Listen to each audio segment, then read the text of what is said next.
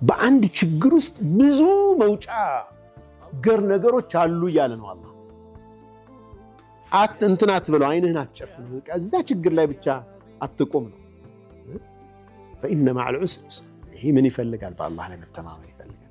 ሂዳያ እንዲሰጥህ አላህ መውጫው እንዲሰጥህ ይፈልጋል። መጀመሪያው ራሱ ከመጀመሪያው ከዴፊኒሽኑ የተገኘው መረጋጋትና ሰኪናን ያገኛል። አንድ ሰው ቲቃ ሲኖረው ሰበቡ ወጀቡ ወዲያ ወዲህ ቢል እሱ መንገዱን ይዞ ይሄዳል፣ አይረብሸውም።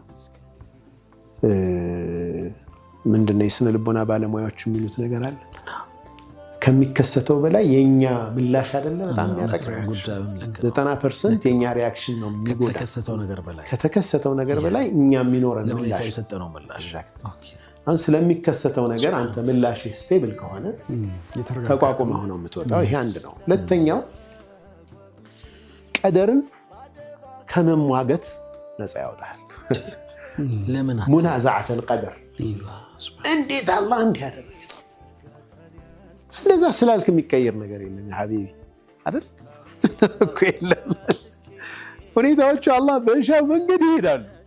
ግን ለምን አንተ ትጣላለህ ከዛ ቀደር ጋር? ከአላህ ውሳኔ ጋር እንዳትጣላ የሚያደርግ ምኑ ነው? በዚህ ላይ ያለ በአላህ ላይ ያለ ቲቃ። ሁኔታዎቹ ሰበቦቹ ተቀያየሩ እንጂ ውጤቱ የአላህ። ውጤቱ ሲቀየር ደግሞ ሌላ የሚያመጣውን ውጤት አንተ አታውቀውም።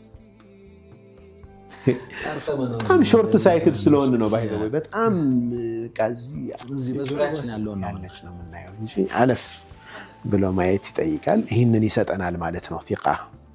ሌላው ከፍሬዎች ውስጥ አንዱ በአላህ ላይ ያለ ዒዛ ወልዒዘቱ ቢላህ፣ በአላህ